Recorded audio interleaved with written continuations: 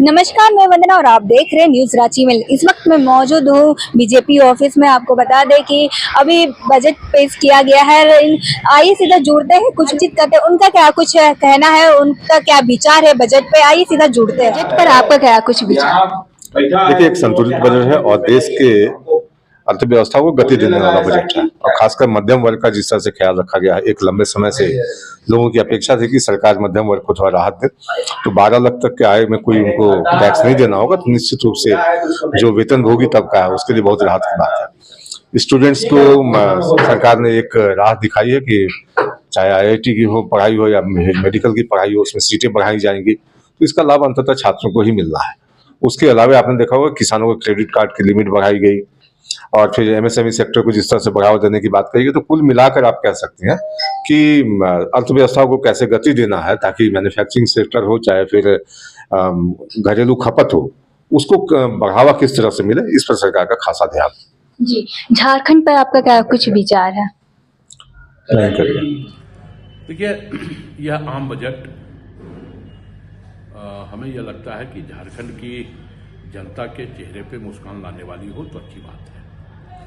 इस आम बजट में जो झारखंड का हक और अधिकार है 1,36,000 करोड़ रुपया, वो हमें मिल जाए।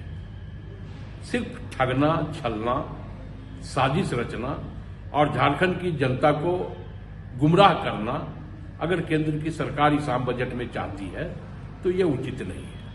आम बजट आम लोगों के लिए हो, गरीबों के लिए हो, मध्यम वर्गीय परिवारों के लिए हो, किसानों के लिए हो। यह आम बजट पूंजीपतियों के लिए और चुनावी दृष्टिकोण से यह आम बजट नहीं आना चाहिए, क्योंकि आम बजट से देश के युवाओं पर भी असर होता है, तो मध्यम वर्गीय और निम्न वर्गीय परिवारों पर भी इसका असर होता है। तो माननीय वित्त मंत्री और माननीय प्रधानमंत्री इन बातों का ख्याल रखें तो अच्छी बात है। सिर्फ चुनावी बजट और ढपोर संखी बजट ना हो, इसका भी ख्याल रखना जरूरी है। बारे में आपके क्या विचार है? मेरी यही विचार है कि जो बजट अभी तैयार हुआ है हमारे वित्त मंत्री सीतारमण के द्वारा, उन्होंने एकदम सही और सटीक बजट तैयार किया है जो सभी वर्ग के लोगों के लिए ये बहुत लाभदायक होगा। जैसे कि युवा हैं, महिला हैं, किसान हैं, सभी वर्ग के लिए ये ऐतिहासिक बजट बोल सकते हैं इसको। जैसे कि लेदर में भी सस्ता है, मोबाइल बैटरीज वगैरह में सस्ता है, उद्योगपतियों के लिए 20 लाख का लोन दिया जा रहा है और जो बड़े उद्योगपति हैं उनके लिए 2 करोड़ का दिल मिल रहा है।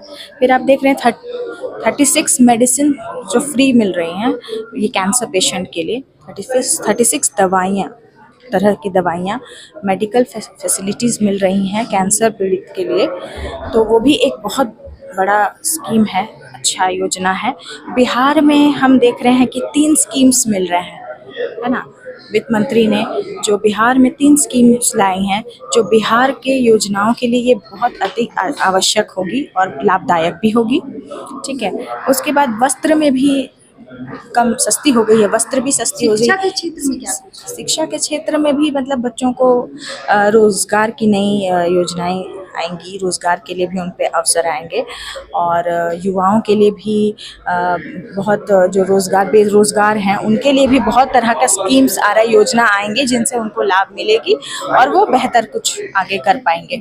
जैसा कि आप जानते हैं कि जो यूनिवर्सिटी वगैरह होता है, ट्यूशन क्लासेस वगैरह काफ़ी महंगी होती है, काफ़ी ज़्यादा फीस लिए जाते हैं, तो उसमें क्या कुछ कार्य किया जा रहा है? उसमें क्या कुछ उसमें भी किया जा रहा है, उसमें भी वो ट्यूशन कार्य में जैसे कि फ्री लीगल कोर्स भी कराया जा रहा है, फ्री लीगल एडवाइस दिया जा रहा है या फ्री कुछ कोर्सेज, ट्यूशन कोर्सेज करवाई जा रही हैं स्टूडेंट्स को, ताकि वो अगर आगे की जो सरकारी नौकरियों पे वो ध्यान दे। और झारखंड के बारे में कुछ ऐसा खास सोचा नहीं गया, इसमें क्या कुछ करें? ये सारा जितना भी तैयार है सब पूरे इंडिया के लिए ये तैयार है, आप देख रही हैं। तो झारखंड में क्या कुछ फोकस करना चाहिए, किस बजट पे ज़्यादा क्या? झारखंड पे मैं महिलाओं और कन्याओं के लिए और बच्चों के लिए मैं योजना बोल रही हूँ, मतलब उनके लिए योजना अच्छी आनी चाहिए जिनसे उनको मतलब सुविधा मिले, योजनाओं का लाभ मिले और बच्चियों को पढ़ने के लिए मौका मिले, खेल कूद में भी आगे उनके लिए भी कुछ अच्छी योजनाएं का भी आना चाहिए। तो आपको परिचय मेरा नाम ऐश्वर्या सहाय है, मैं झारखंड हाईकोर्ट से अधिवक्ता हूँ।